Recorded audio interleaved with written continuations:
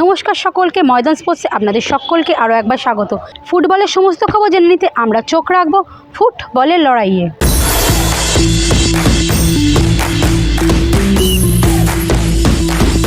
এখনই জয়মাল্য পড়তে রাজি নন বাগানের সচিব পদপ্রার্থী সৃঞ্জয় বসু। তাই নির্বাচনী বৈঠকে সদস্য সমর্থকদের আবেগকে গুরুত্ব দিতে দেখা গেল তাকে।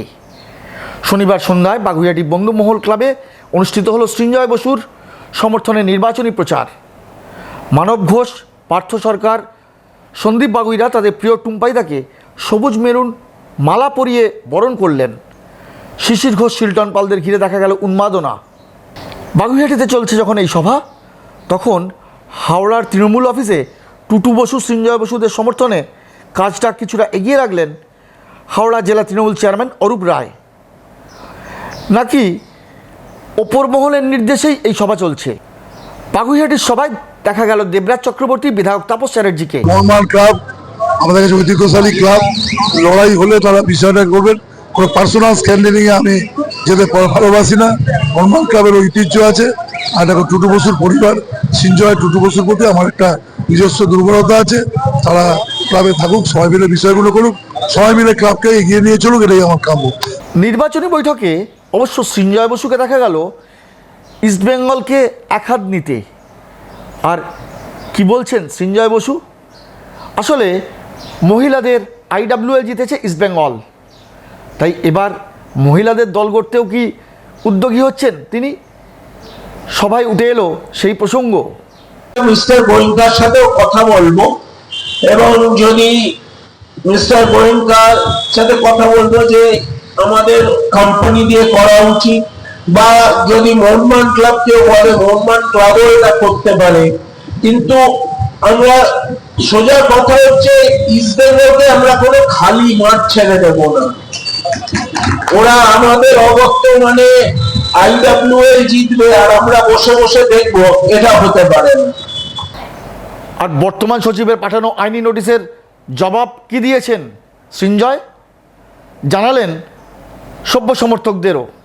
ডাহা মিথ্যকথা বলে আমাদের সদস্য এবং সমর্থকদের বিভ্রান্ত করার চেষ্টা করেছে। শুধু শুধু একটা সংবাদ প্রতিনিধিকে এর মধ্যে জড়িয়ে একটা সেন্সেশন ক্রিয়েট করার চেষ্টা করেছেন উনি। উনি যে উকিলের চিঠি পাঠিয়েছেন, আজকে তার জবাব আমি দিয়ে দিয়েছি, এবং আমি আশা করব যে মোহনবাগানীদের মধ্যে এই উকিলের চিঠি বা এই লড়াইয়ের না হওয়ার বাঞ্ছনীয়। আমি প্রথমে রিয়াক্ট করবো না কোনো কিছুতে, কিন্তু আমাকে যদি আজকে ইট মারা হয়, ইটের জবাব কিন্তু পাটকেল দিয়ে দেওয়া হবে। ইটের জবাব শুধু বসে থাকবে না। রবিবার সকালে পাইকপাড়ায় ও সন্ধ্যায় কদমতলায় সভা করলেন সৃঞ্জয় বসু। আর সেই সভা থেকে কি উঠে আসছে তা অবশ্যই থাকছে পরের ভিডিওয়।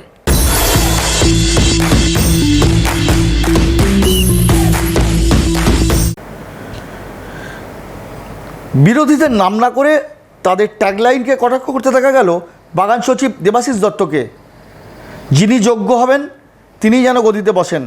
শনিবার সন্ধ্যায় বেলেঘাটা সুরাব যুবকবৃন্দের মাঠে সবুজ মেরুন বিজয় উৎসবে বক্তব্য রাখতে গিয়ে এমনটাই জানালেন তিনি। মানস ভট্টাচার্য, সত্যজিৎ চ্যাটার্জি থেকে গৌতম সরকার সকলেই হাজির হয়েছিলেন এদিনের উৎসবে।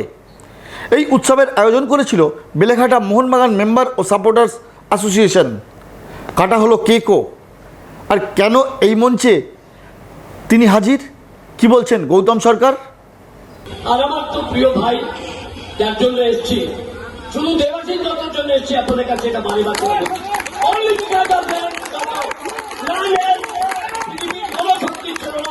আমাকে কেউ কোনো মঞ্চে নিয়ে আসবে এমন কিছু না।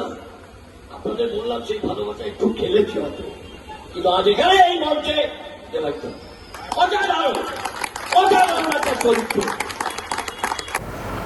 রবিবার শিয়ালদায় প্রচার সারবেন বর্তমান সচিব দেবাশিস দত্ত। ছুটির দিনে এখন সরগরম হয়ে রয়েছে বাগানের ভোটের নির্বাচন প্রচার।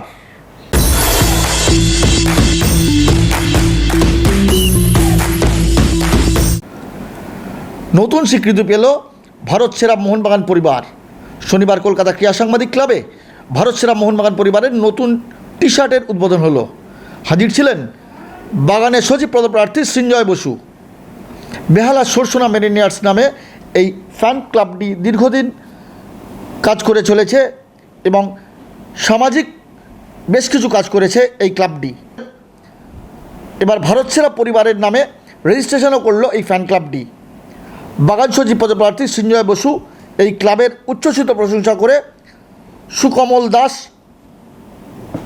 সায়ন চ্যাটার্জিদের পাশে থাকার অঙ্গীকার দিয়ে গেলেন।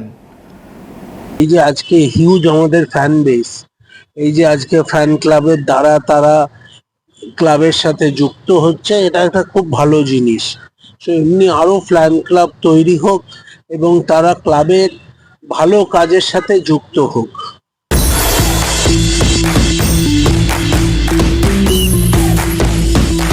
ভিডিওটি ভালো লাগলে লাইক করুন, শেয়ার করুন, আপনাদের মতামত কমেন্ট করে জানান, চ্যানেলটিকে সাবস্ক্রাইব করুন এবং পাশে থাকা বেল আইকনটিকে প্রেস করে দিন। দেখা হবে আবার পরবর্তী ভিডিও।